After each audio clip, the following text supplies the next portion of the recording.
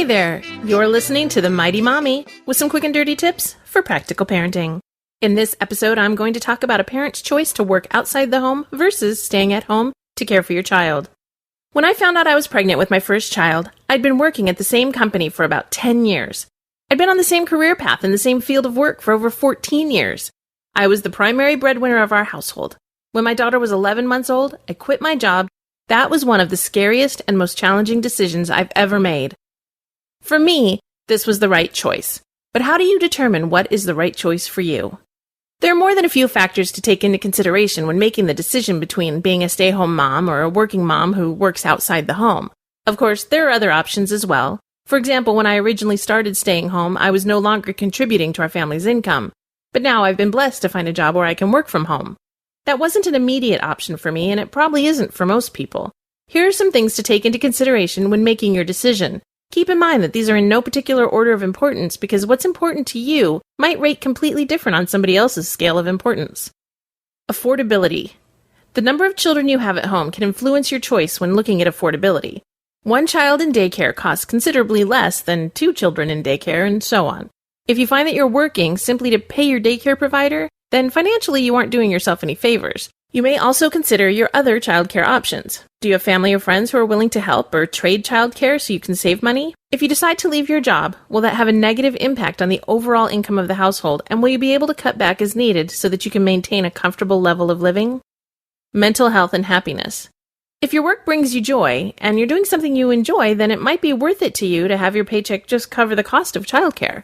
Some people are simply happier if they're working. If this is you, then this is a factor to consider. There are people who simply aren't stay-at-home personalities. If your job is rewarding and you'd be unhappy without it, you might be better off sticking with it, especially if you feel that you would resent your children if you had to give it up.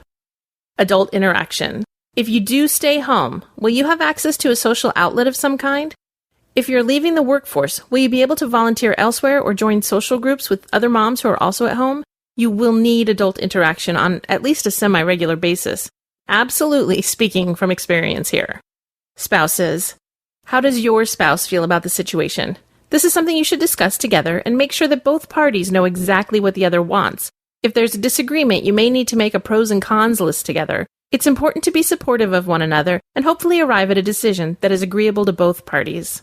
Finally, your gut instinct. Think about how you really feel about the situation. Are you a mom who feels strongly about staying home with your baby? If so, the choice is probably an easy one. You just need to make it work.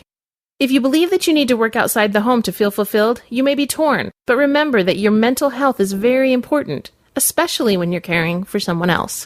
No matter who you are, the decision to leave the workforce so you can stay home with your child is a challenging one. Try not to let outsiders influence your decision either, because you need to do what is best for you and your family. If you choose to work, don't let anyone tell you that you shouldn't. Similarly, if you choose to stay home, be equally proud of that decision. The right choice for you may not be the right choice for someone else, but the best choice to make is the one that works best for you and your family. That's it for now. Thanks for listening.